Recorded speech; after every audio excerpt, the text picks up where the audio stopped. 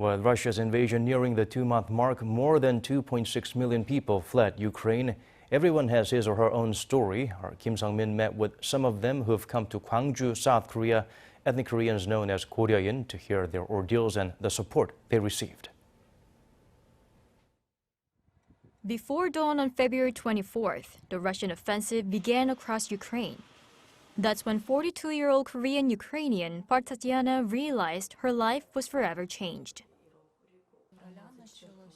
I woke up at 5 a.m. after hearing bombing 3 times. I was terrified, and it's really hard to even recall it.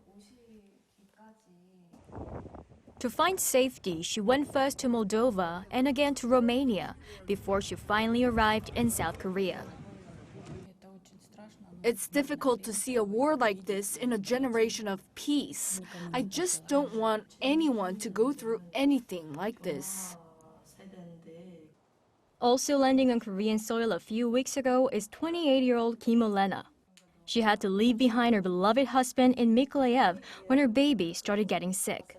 She took a 41-day journey with her 72-year-old grandmother and her 2 kids. One had just turned 1 last week. My husband is not allowed to leave overseas as he has to protect the city, and it was so scary to see all the ranks of troops with guns. I wouldn't have been able to do it if it weren't for my kids.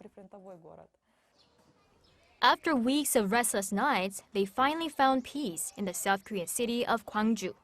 Gwangju has become home to thousands of ethnic Koreans, Koryo-in, the descendants of Korean diaspora in Russia, who were forced out to Central Asian countries as well as to Ukraine.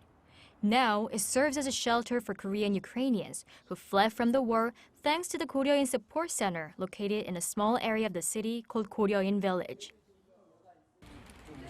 So far, around 80 Koryo-in, including the ones I've met today, have been coming to the support center since they arrived in South Korea. They usually come to express their gratitude and to get basic necessities like clothing and food. When Shin Jo-ya, the head of the center, saw that war broke out, she first wanted to save at least one person. But soon, her efforts were echoed by others who gave their help, allowing her to invite many more, including a child who had her first good night's sleep in days. The mother said her baby slept well for the first time. Hearing that, I cried with all my heart. And that support continues to arrive, from a truck full of necessities to helping hands from neighbors. I heard they are having difficulties with clothing because they had to leave in a hurry, so I decided to join the effort. Here at the center, refugees can take various programs, like this lesson to help them get a foreigner registration. Half of the kids in this class are evacuees from the war in Ukraine.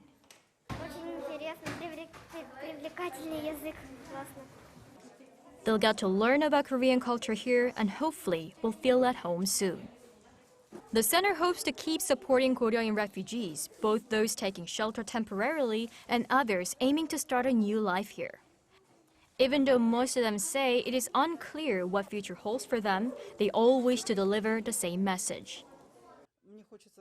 When I left the country, I felt so lost, not knowing what to do next. Then I arrived here to receive such a welcome from the Koryo-in village. I truly want to thank South Korea and the people here, and I wish them all the best. 김성민, 아리랑 뉴스, 광주.